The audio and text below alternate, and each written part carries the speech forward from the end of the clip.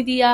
তো আজকে হচ্ছে 31শে আগস্ট, এই 11:58 বাজে, এই 59 বাজবে। 1 তারিখে মার জন্মদিন, তোমরা সবাই জানো। তো এই যে এটা এনেছি কেকটা, আজকে এনেছি কেকটা, তোমরা বলো কেমন আছে। আর ইসে আছে, গিফট আছে, দাঁড়াও, এই যে এই গিফটটা।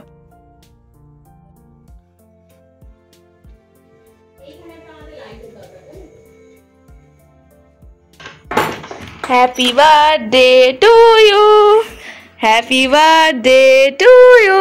Thank you, thank you, welcome. 1 minute দাঁড়াও, এই যে মিষ্টি। বাবা দাঁড়াও, আর একটা জিনিস, আরো একটা জিনিস। হ্যাঁ, এই টাকাটা দিয়ে খরচ করেছি জানো। এটা আবার কি? কোথায় কি রাখবো আমি? কেক, মিষ্টি, এটা আমার তরফ থেকে। কি কিনেছিস বাবু? দেখো, আমি কিন্তু বারবার বলেছিলাম পয়সা খরচ। আগে বলো ফটো। বাবা ছবিটা কবে করেছিস? এই দেখ, ওটা খুলে গেল আইসক্রিমের ইয়ে দিয়ে। হ্যাঁ, এবার কি সুন্দর হয়েছে, কি কিউট। আমাকে ফটো ফ্রেমের লোকটা বলছে, মানে দোকানের লোকটা বলছে, কত ছোটবেলাকার ছবি তোমার, কি ছোট্ট, দেখো কি কিউট হয়েছে। এটা আজকে আমি মনে হলো এইগুলো সব বিছনার তলায় দেখছিলাম। ওয়া কি কিউট। এটা কি? এটা খুলে দেখো, এটা আমি ইসে করেছি, প্যাকিং করেছি। হ্যাঁ, কি জিনিস এনেছে দেখি। ও টাকাটা আমি ওই জন্যই আমি খুঁজে পাচ্ছি না টাকা। আমি বলছি টাকা আছে, কাউ কাউ কাউ কাউ টাকা কোথায়? বলছে টাকা কি জানি কোথায়।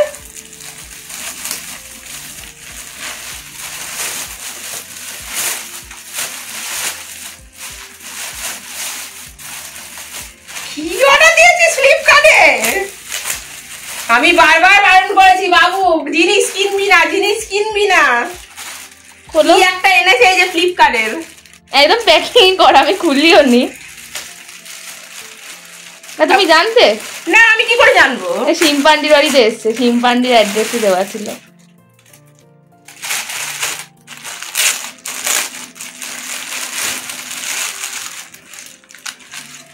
প্যান্ট,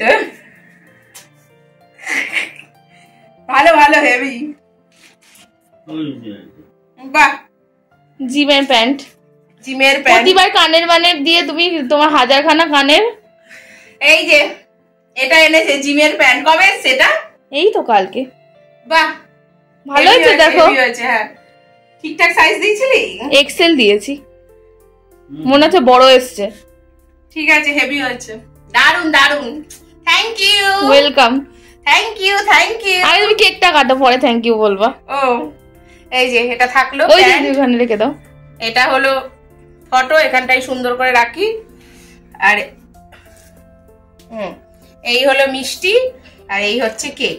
চলো, এই তোমার দিকে ঘোরাও না, ছবি তুলবি বলে। Happy birthday to you, happy birthday to you, happy birthday, happy birthday, happy birthday to you. তুই বলে happy birthday to you, to you, happy birthday to you. ঠিক আছে, thank you, thank you, thank you, thank you. এই যে মা লেখা আছে, মা। Thank you, welcome. কোথা থেকে কাটবো? যেখান থেকে খুশি কাটো একটা। এখান থেকে কাটবো না, আমার চিকন করে কাটো এরকম ভাবে। Happy birthday to you, happy birthday to you, happy birthday dear মা। পুচকে পাড়া, পুচকে পাড়া একদম। এই নাও। আর এই যে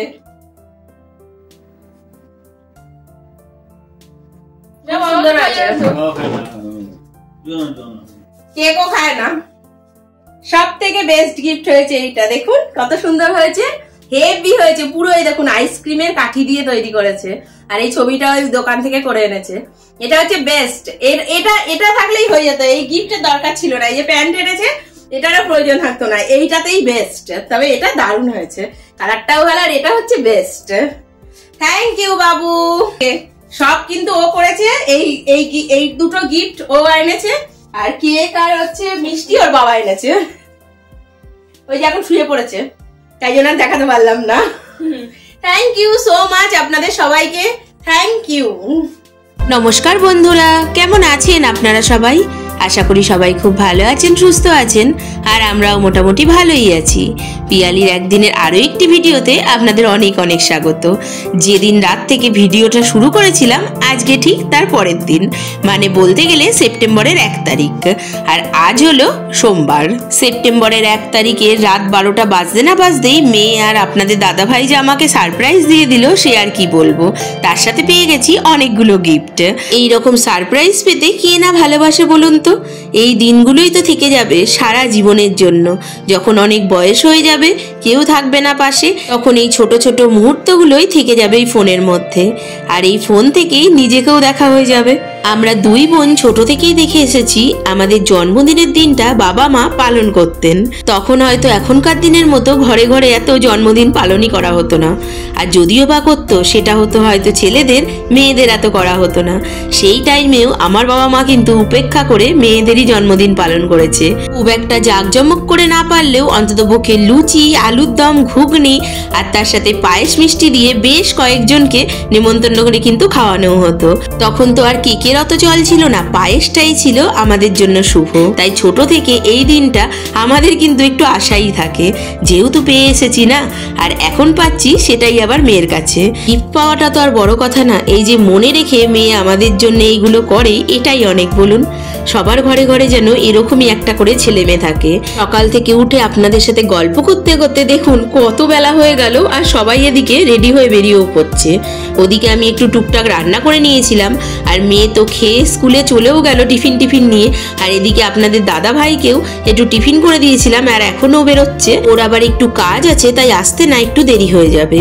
আর এর মাঝখানে আমি না একটু চাও খেয়ে নিয়েছিলাম, আর এখন চলে এসেছি একদম রান্নাঘরে। তাড়াতাড়ি করে অল্প কিছু একটু রান্না করে নেবো। জানেন, আমাকে না একটু সিম্পার বাড়িতে পাঠাতে হবে।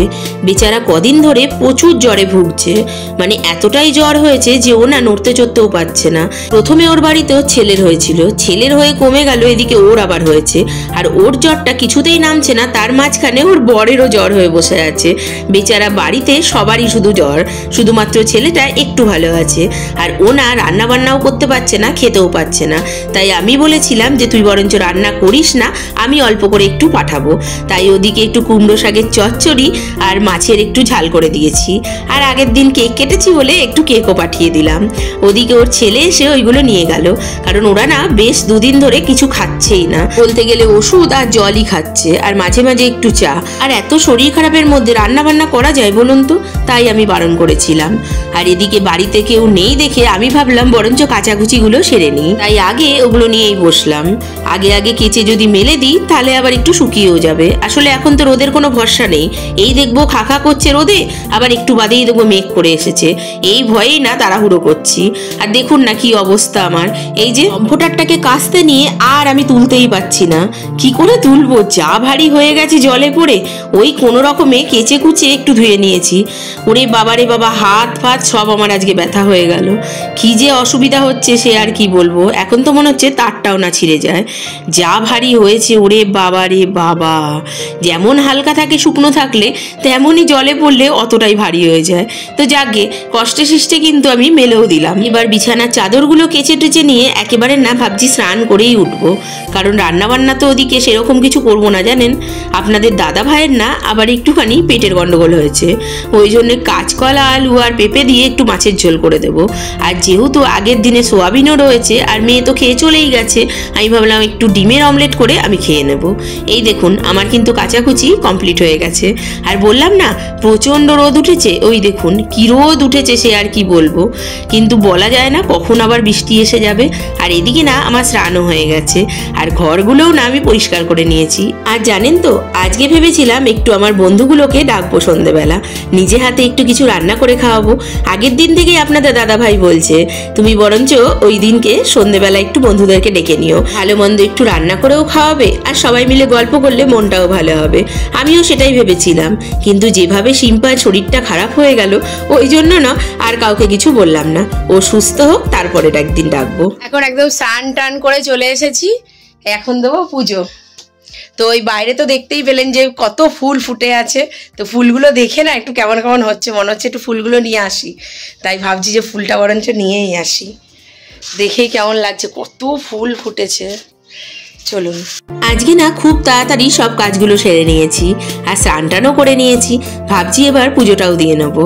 আসলে আজকে না মেয়েকে আর পুজো দিতে দিইনি, কারণ একটা ভালো দিন বলে কথা, নিজের জন্মদিন, এই দিন একটু ভগবানকে নিজে হাতে পুজো দিতেই ভালো লাগে, তাই ইচ্ছে করেই ওকে আর দিইনি। দেখলেন গেট খুলতে না খুলতেই আমার ছানাপোনারাও কিন্তু বসে আছে গেটের কাছে। আসলে ওরা সারাদিনই আমার রান্নাঘরের জানলার পেছনে বা ওই গেটের মুখটায় বসে থাকে। রান্না করতে করতে খাবার দাবার আমি রান্নাঘরের জানলা দিয়ে দিতেই থাকি। আর যেই আমাকে গেটের সামনে দেখেছে ভেবেছে হয়তো মা এক্ষুনি আমাদের জন্য খাবার নিয়ে আসছে, কিন্তু এখনো যে দুপুর হয়নি সেটা তো ওরা বুঝতে পারছে না। এরকম ফুল রেখে দিয়ে কি আর পুজো দিতে ইচ্ছা করে বলুন? আর তার উপর না ফুল কেনাও হয়নি, বাড়িতে যা ফুল আছে সেই ফুল দিয়েই পুজো দেবো ভেবেছিলাম। যাকগে, এর মধ্যে এটা হয়ে গেল উপরি পাওনা। দেখুন না কত ফুল পেয়ে গেছি, আর এগুলো ছিল চন্দন জবা আর লাল জবা।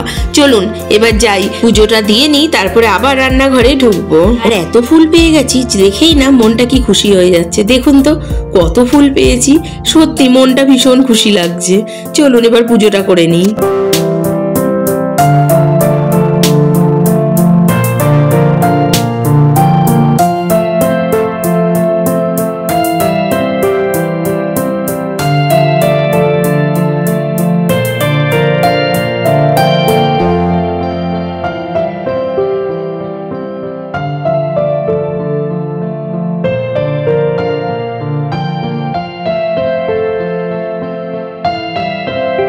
ওদিকে সব সেরে নিয়ে এখন বসে গেছি খেতে, আর এখন বাজে ওই 2:30 থেকে 3টে মতো। এরপর 1 ঘন্টা রেস্ট নিয়ে আমি চলে গেছিলাম জিমে। ওখানে গিয়ে যোগা টোগা করে এখন এসেছি ওই 8টা মতো বাজে। আর আমার মেয়ে বিকেল 5টার সময় স্কুল থেকে এসেছিল, আর তারপরে 1 ঘন্টা একটু রেস্ট করে আবার 6টার সময় পড়তে চলে গেছে। এখনো না ফেরেনি, ওর আস্তে আস্তে ওই 8:30 থেকে 9:45 বাজবে। আর আমার না এখন পেয়ে গেছে প্রচন্ড খিদে, তাই বানিয়ে নিলাম দুধ চা, আর বাটিতে একটু মুড়িও নিয়ে নিয়েছি, ওটাই এখন খেয়ে নেব। এ দেখো বাবা তোমার জন্য গিফট এনেছে। এ দেখো কি গিফট? বিরিয়ানি। বিরিয়ানি? হ্যাঁ, আমি তো রান্না করেছি, তার জন্য বিরিয়ানি এসেছে। হ্যাঁ দেখো খুলে। হাই হাই, আর্টসালান থেকে কিন্তু ভালো বিরিয়ানি। কি দরকার, আমি তো রান্না করেছি। দেখেন ফ্রিতে পেয়েছি আবার কি, এমনিতে তো বিরিয়ানি আনলে হচ্ছে ওই বেশি না গো, ভুলভাল কথা, আমরা তো অত খাই না। তোমাদের দিন আমি বাবা, আর আজকে আমার জন্য পেয়ে গেলাম, থ্যাংক ইউ। একটা কিন্তু তোমার, দুটো না, আবার দুটো প্যাকেট কেউ খেতে পারে? আমি কি পাগল, একটাই খেতে পারবো না? ঠিক আছে, তোর বাবাকে থ্যাংক ইউ, বিরিয়ানিটা যখন দিয়েছে এটা দিয়ে আজকে হয়ে যাবে। আর এদিকে দেখুন আপনাদের দাদা ভাই কি করেছে, আমার জন্মদিন বলে রাত্রিবেলা আমার আর মেয়ের জন্য বিরিয়ানি এনেছে। ওই যে ওর যে একটু শরীরটা খারাপ, তাই ও খাবে না, ওর জন্য একটু ঝোল ভাত করে দেবো। দুপুরে যেহেতু সেরকম রান্না বান্না করিনি, ওই কোনো রকমই খেয়েছি, তার জন্যই আরো বিরিয়ানিটা রাত্রিবেলা এনে দিয়েছে। যাকে ভালোই হয়েছে, উপরি পাওনা কে না ভালোবাসে বলুন তো। আর এত বিরিয়ানি দিয়েছে যে কি বলবো। দেখুন না আমার আর মেয়ের দুটো থালা থেকেই বিরিয়ানি তুলতে হচ্ছে, কারণ কেউই আমরা এত বিরিয়ানি খেতে পারবো না। আর দুজনের থালা থেকে তুলে দেখুন একজনের বিরিয়ানি কিন্তু হয়েই গেল। এটা রেখে দেবো, কালকে বরঞ্চ সকালে টিফিনে মেয়েকে দিয়ে দেবো। আর এই দেখুন আমার আর এক মেয়ে নিচে এদিকে বসে আছে, ও ওয়েট করছে কখন মা ওকে খেতে দেবে, তাই ওকে খেতে দিয়ে আমি এবার খেতে যাব। তো চলুন আজকের মতো ভিডিওটা এখানেই শেষ করছি। সবাই খুব ভালো থাকবেন, ভিডিওটা ভালো লাগলে অবশ্যই একটা লাইক করে দেবেন। আজকের মতো সবাইকে টাটা।